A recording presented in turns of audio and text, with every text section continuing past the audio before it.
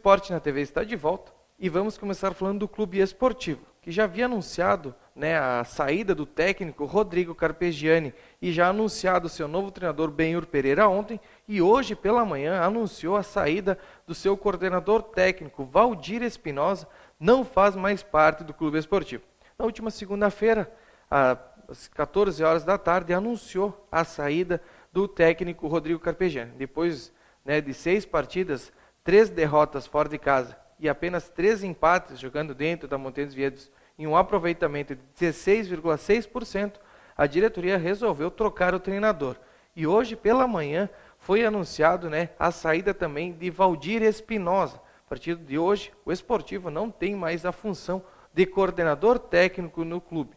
E o novo treinador Benhur Pereira, que foi anunciado ontem à tarde, chega com a missão de tirar o grupo da zona de rebaixamento e, quem sabe, levar o time à classificação para a segunda fase da divisão de acesso. Hoje o Esportivo é a lanterna da sua chave, mas o próximo compromisso, e o Benhur já estará à frente da equipe, será domingo, aqui em Bento Gonçalves, contra a equipe do Santo Anjo. E fica aqui o nosso desejo de sucesso ao Benhur, que possa trazer bons fluidos e vitórias para o Clube Esportivo. Tá certo?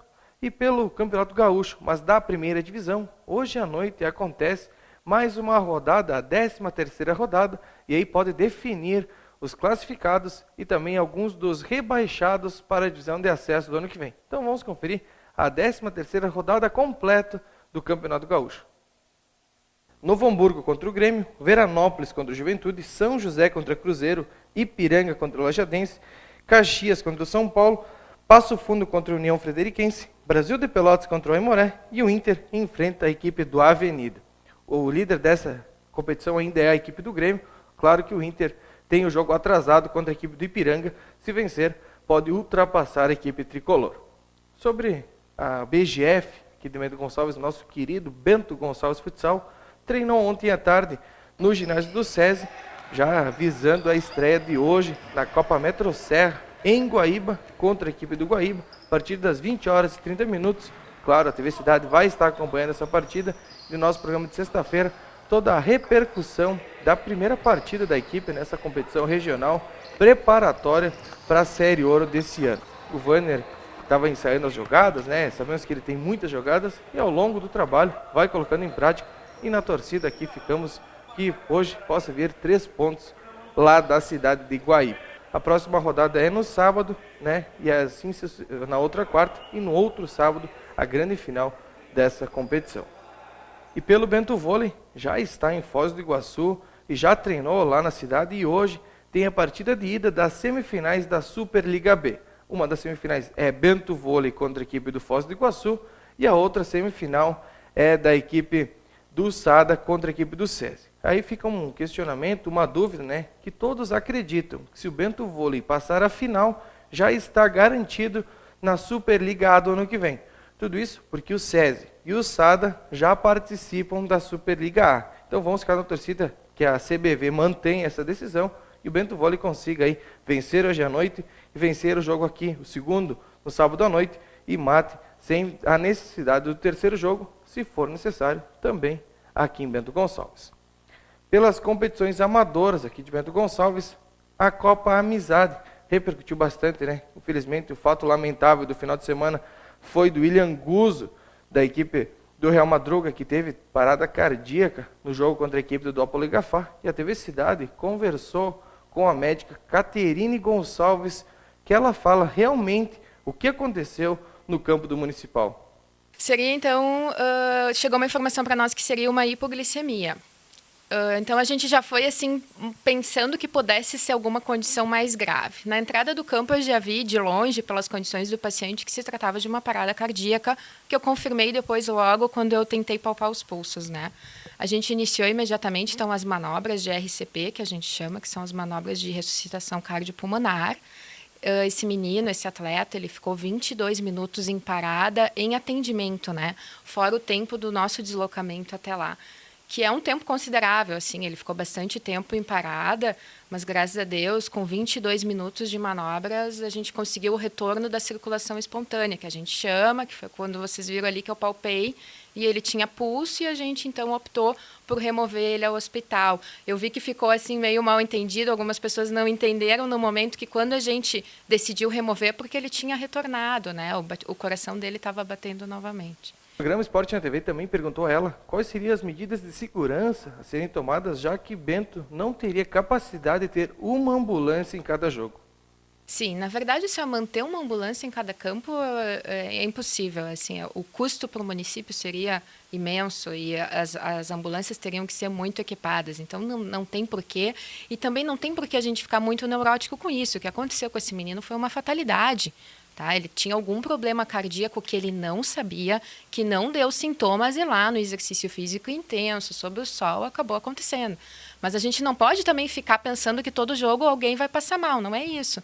De repente, ter uma pessoa treinada, um técnico de enfermagem, ou até um bombeiro, assim, talvez treinado, que saiba reconhecer a gravidade. Assim, só lá o que aconteceu foi que alguém reconheceu que aquilo era grave e alguém reconheceu que tinha que chamar o socorro. Porque daqui a pouco, se tivessem colocado o menino num carro e tivessem deslocado, o desfecho poderia ter sido outro, entendeu? Então, acho que talvez seria válido, tem que ver como é que vai ficar de custos, mas não vamos também ficar neurótico com isso. Foi uma fatalidade, não é uma coisa que é prevalente, não é uma coisa que se repete a toda hora.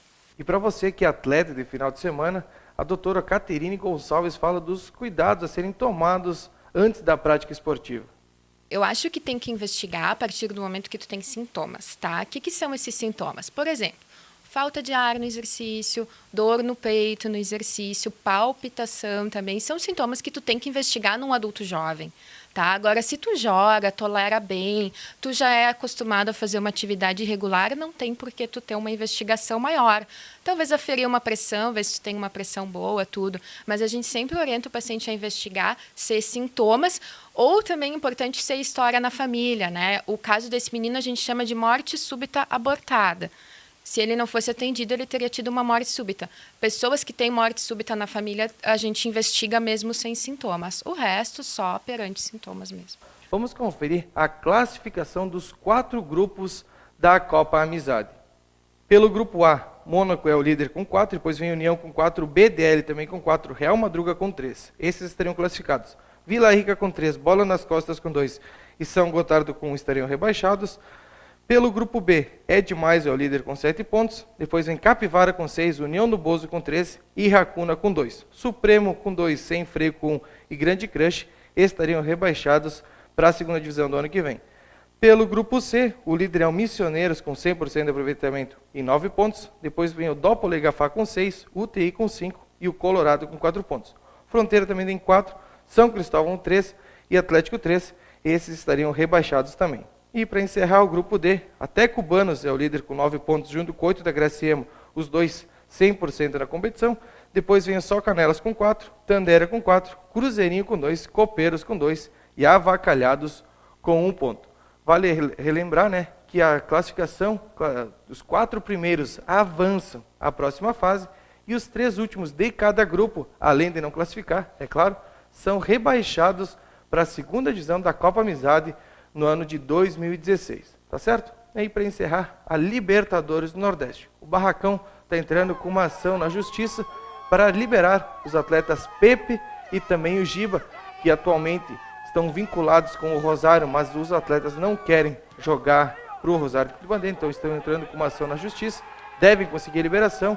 Isso mostra, né, que o Barracão vem para a Libertadores e vem para ser campeão dessa competição, tá certo? E também Distrital de Futsal. Ontem aconteceu a reunião com as equipes, bastante representantes estiveram lá na Secretaria de Esportes. A primeira reunião foi com a Copa Amizade para exigir atestado médico e a partir de agora todas as competições terão, os atletas terão que levar atestado médico ou um comprovante que se responsabilizam caso aconteça alguma coisa. E na reunião do Distrital foram liberadas as fichas de inscrições tanto para o livre, para o veterano e também para o feminino. E nos próximos programas vamos conferir, vamos ver quantas equipes irá participar em cada categoria. Tá certo? Então quem quiser mandar e-mail para o nosso programa é esportenatv@atvc.com.br. Quem quiser ver vídeos e notícias, acesse nosso site que é www.atvc.com.br. E eu volto aqui na sexta-feira, claro, falando do primeiro treinamento do Benhur Pereira pela equipe de esportivo e da BGF que estreia na Copa Metrocer. Então, bom restinho de semana a todos e até sexta-feira.